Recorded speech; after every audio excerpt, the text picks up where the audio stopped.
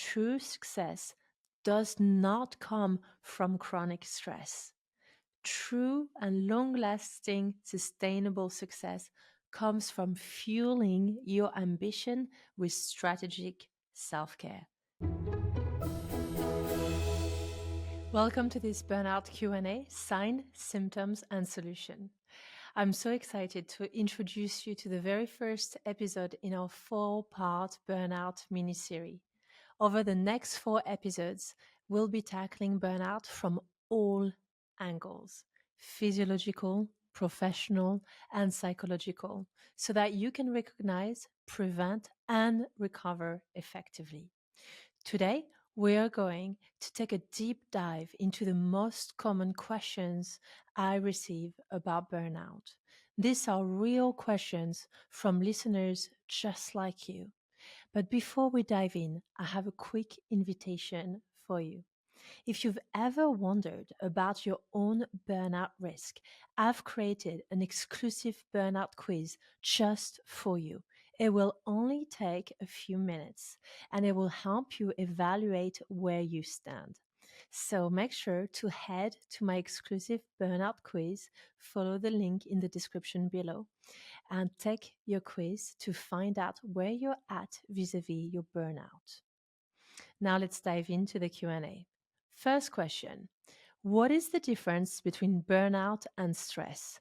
So I want you to think about stress like a natural response to challenges and demands. Think of stress like a sprint, intense but temporary. Burnout, on the other hand, is chronic, overwhelming stress without proper recovery, stress that never ends. Imagine trying to sprint a marathon without training or fueling or resting. Eventually, your body's going to give out. The key difference: stress subsides when the stressor is removed, but burnout requires intentional recovery. Second question: since when has burnout been recognized as an official condition? In 2019, the World Health Organization officially recognized burnout, and it's been recognized as an occupational phenomenon. It's not classified as a medical condition, but it is defined as a chronic workplace stress that has not been successfully managed. I want you to know that burnout has 3 key dimensions: energy depletion and exhaustion, mental distance or cynicism towards work, and reduced professional efficacy. This recognition from the World Health Organization validated burnout as a serious issue and paved the way for more research and prevention strategies. Next question: can you tell us more about the main aspects of burnout and specifically how you've identified those 3 aspects? So, in line with the World Health Organization, I've identified 3 key aspects. Number 1, the physical aspect of burnout, which means you're totally exhausted. You're depleted. It's fatigue, it's sleep disturbances, tension, and you're not moving, you're not eating well, you're not sleeping well, and you're basically stressed out all the time. Next one is the professional aspect. That's the declining of performance despite increased effort. It means that it's getting harder and harder for you to concentrate. You have a tendency to procrastinate. There is a decreased sense of productivity and motivation, and you just don't feel like you are on top of your game like you used to be when it comes to work. You may also start to feel a little bit jaded and unmotivated about your career and be in a state of disbelief about what you do. Start to question it and not feeling as much joy with your work as you once did. The next one is the psychological aspect of burnout. That is all about the cynicism and the detachment, the negativity, the loss of meaning even. you feel this sense of being emotionally distant. Your loved ones find that you're not present, you're not really paying attention. It's almost as if you were distracted because your mind is always somewhere else. You find yourself feeling guilty all the time. At home, you feel guilty because you think about work. At work, you feel guilty because you think about home. You're basically finding it impossible to rest and recover. And if you're trying to relax, you feel restless and you feel that you're being lazy or unproductive. And you just completely overwhelmed. I want you to know that all three aspects are interconnected. And if you stay tuned for the upcoming episodes, we will dive into each one of them. Next week, we will do aspect one. The following week, we will do aspect two. And then we will finish off with aspect three of burnout. Now, next question. What about admitting you're totally burnt out if you are a high flying professional with high standards? I know the feeling. You're scared because people fear appearing weak. And many of us think that burnout is a form of weakness. But I want us to reframe this right here, right now. Burnout doesn't mean that you're weak. Burnout does not mean that you failed. It's like upgrading your operating system. Burnout means that you've done too much for too long with too little recovery. Let me say this again. Burnout means you've done too much for too long with too little recovery. Think of an athlete. Peak performance requires recovery. True resilience isn't about ignoring your limits or pushing beyond your limits. True resilience is about recognizing and addressing your limits and knowing when to recover so that you can continue to excel at the right level. In my experience, if you constantly refuse to take a break, if you refuse to take a day off because you're sick, because you're not someone who ever stops working, if you refuse to take a 5-10 minute break for your lunch because you have no time, if you continue to refuse to take all those small breaks and all this recovery that you need, there might be a point in the future, not so distant future, where you will be forced to take a bigger break. That's typically when you get signed off for chronic anxiety or burnout, and you actually have to take a bigger break from work. For my high flying executives, this is the last thing they want, and this is not the way they want to be perceived at work. So if you're scared of taking little breaks, I want you to know that maybe one day you'll be forced to take a bigger break. Prioritizing recovery allows you to sustain long-term success. And this is really this idea of sustaining and pacing your success that I want you to start thinking about. It's not about being able to run so fast until you hit a wall. It's about maintaining the pace safely so that you can last the long distance. Next question. Are type A super ambitious professionals more likely to burn out than others, and why? Yes, this is such a good question. Yes.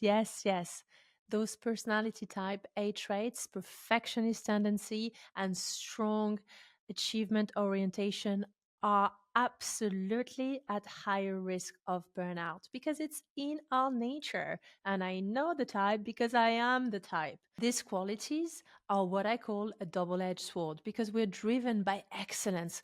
We have super high standards. We are persistent. And in many ways, we are relentless when it comes to success. We only want the best and we will do everything to be the best to deliver the best result. But the problem is that we don't know how to stop or where to stop.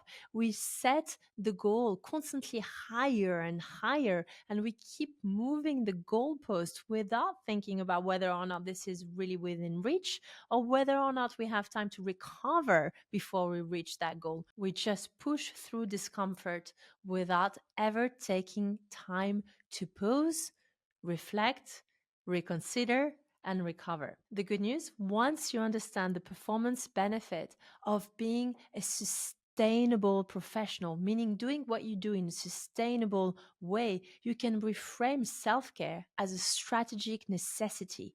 Self care is not an indulgence, it's something that must be your foundation upon which you can continue to perform. And too often, as type A perfectionists, we tend to disregard self care as something we have so little time to do and something that is for other people, not important, not on our agenda.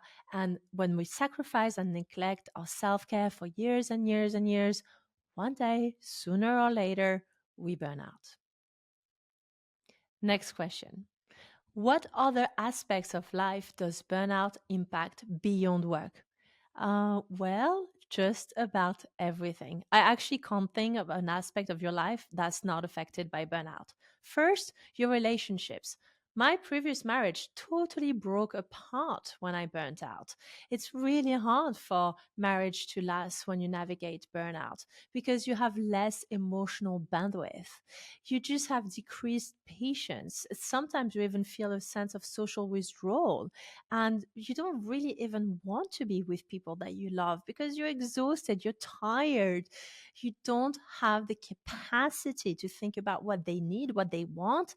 You don't even have capacity to think about what you need and what you want. So it's really hard to care for others, to also allow yourself to be cared by others. And it can make you feel really lonely. Many of my burnt out clients say they're lonely in their marriages, they're lonely in their relationship.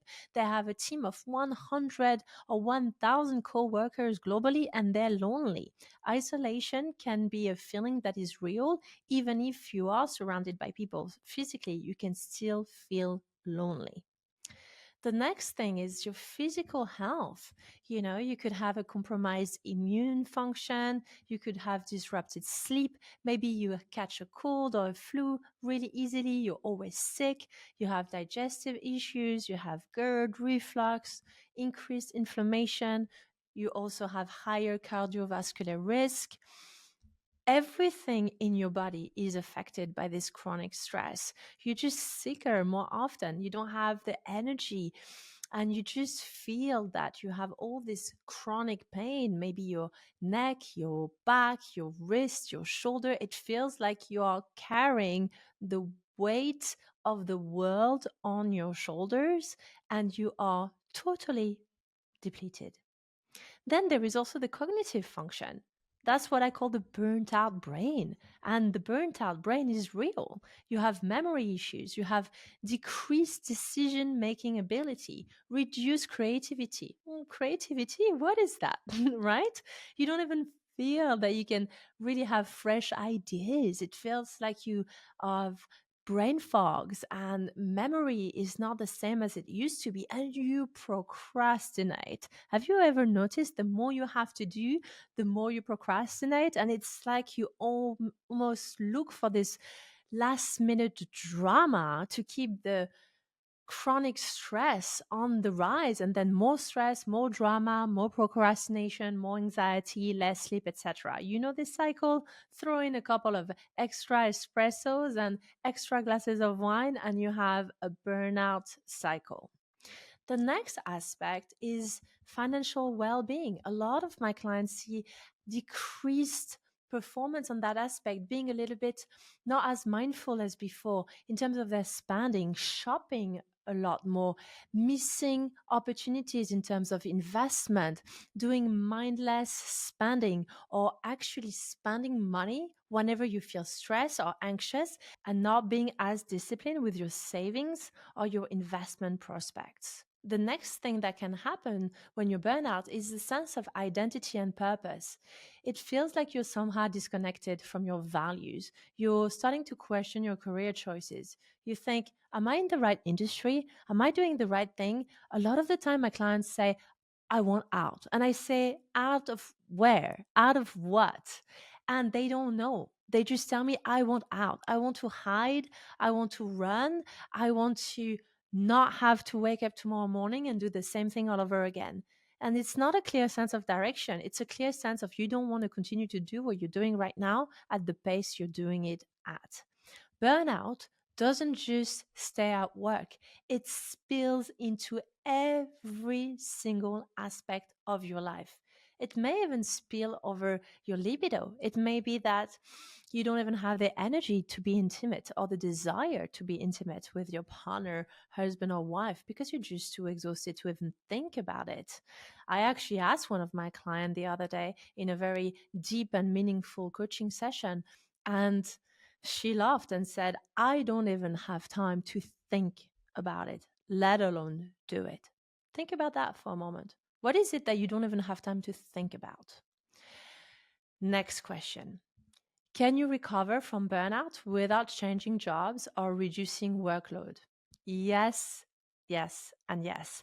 Now, this is key. I'm quite passionate about that because the way I work is not about making you quit overnight and sending you to a retreat in India. Although that can be lovely in some instances, I believe that small steps and incremental changes are key. And it may be that your organization is not the challenge. It may be that your workload even is not the challenge. It may be that it's the way you operate that's the challenge. Maybe your habits, maybe the way you don't recover, maybe your mindset. It could be so many things. And this is really on a case by case basis. But the solution is not to pack it all in, to quit, and to go to a 3 month retreat. Again, it's a one-to-one basis type of scenario, but the key is to transform how you fuel your success. My measure of success for burnout intervention is shifting from fueling your success with chronic stress to fueling your success with strategic self-care. If you optimize daily your energy, you will be able to have this sense of joy and motivation to do whatever it is that you want to do professionally. But you need to implement the recovery between work periods. And you also need to set very strong psychological boundaries to learn how to switch off. This is really important because how many of you can relate to the feeling of logging off, but you never switch off? You finished a long day at work, you've logged off, but have you switched off? Or do you bring work to your bed, to your pillow, where you're actually thinking about the emails that you send, what your boss said, what your team needs, and you're bringing that to the bedroom? How many of you can relate to that? If that's what you do every night, no wonder you're totally burnt out and exhausted. And that's why I'm so passionate about mind based intervention, such as clinical hypnotherapy, because it really helps to work with the subconscious and the way you actually think your thoughts and pick your thoughts. Next question. How long does burnout recovery typically takes? Now, this is a typical lawyer answer. You're probably not going to like it, but here goes. It depends. It depends on the severity and the duration of burnout because there's so many individual factors here. A general timeline, and here again, please bear in mind this is a ballpark figure, but general timelines are meaningful improvement anywhere between the first to the second to the fourth weeks with strategic targeted interventions. We can see changes in the mindset in the first week, and we can see mindset improvement second, third, fourth week. That doesn't mean we're completely healed from burnout. It means we're seeing some improvement, but a full recovery, in my experience, in all the years of being a professional burnout advisor, does take a minimum of 3 to 6 months of consistent practice. So I'm talking about full recovery here.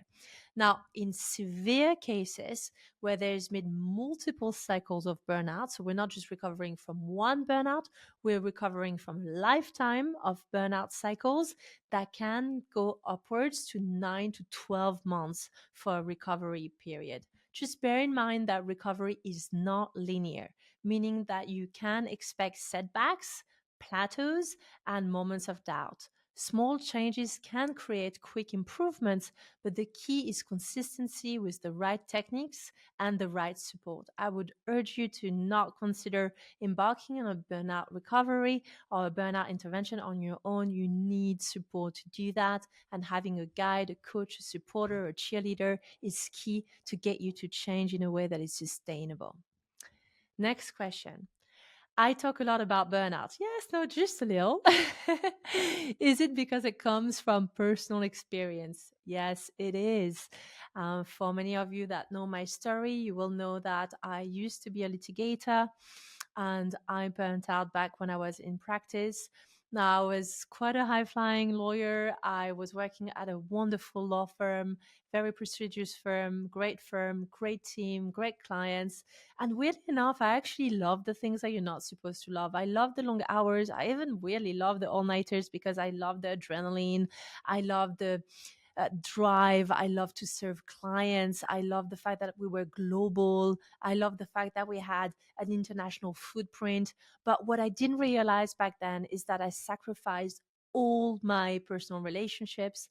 I ignored all the warning signs. I sacrificed my health. I was actually diagnosed with insomnia, which was really, really tough because I started to not being able to fall asleep even if I tried. So no wonder I didn't mind all nighters because at least I had a productive reason to stay up. And as you can imagine, I totally hit a wall because if you spend that long not sleeping, nobody can really function very well for very long. And then my father had a burnout driven heart attack. And that was really the pivot for me because I was actually at work when it happened. It was a Monday morning. My mother called in the office and I didn't fly home. I felt that I was too busy to work, too busy on the cases. And by the time I flew, and it was a Friday night when I finally arrived, I witnessed him suffer a stroke right before my eye in the hospital. And if I'm being really honest, it was a total wake up call. I feel like I saw my future, and I realized for the first time ever that I was on the same path, and I knew something had to change. So I transitioned from law to founding this coaching consultancy and becoming a clinical hypnotherapist and a professional burnout advisor because I wanted to become the coach I wish I had back then. I wanted to be the coach that I wish I had before I burnt out. And this is why I'm here today to help you with a sense of awareness, but also a sense of empowerment. If you've listened to this episode today and you feel like this sounds a lot like me, I want you to know that you're not alone and that you can recover. However deep in the burnout cycle you are, there are ways to find solutions to get you back into your work and your profession and to get you the motivation and the energy that you so desire. This is just the beginning. Finding out that you're burnt out is not the end. It is really just the beginning. It was the beginning for me, and I know from the bottom of my heart that can be the beginning for you. So, here is what we're going to do. Next week, we will explore the physiological aspect of burnout from feeling totally exhausted to feeling energized. Following that, we'll cover the professional and then the psychological aspects. Also, I have something super exciting coming up, and I want you to be the first to know. My burnout prevention blueprint course is coming up really soon. So, if you want to be one of the first person to be notified when the course is released, I want you to sign up right now to my Life Less Burnt Out community so that you can be part of our members who get access to the burnout prevention blueprint course. Please make sure you follow the link below to be part of this. And this is really the culmination of years and years of research and hard work and personal experience as one of the very first professional burnout advisor out there. And I feature strategies that have helped thousands of white collar professionals just like you prevent and recover burnout. And don't forget, if you haven't taken the burnout quiz yet, please head to the link below and take your quiz now. I can't wait for you to share your answer with me and to meet you exactly where you're at so that you can either prevent or recover from burnout. Here is the final thought for today. True success does not come from chronic stress. True and long lasting sustainable success comes from fueling your ambition with strategic self care. See you next week.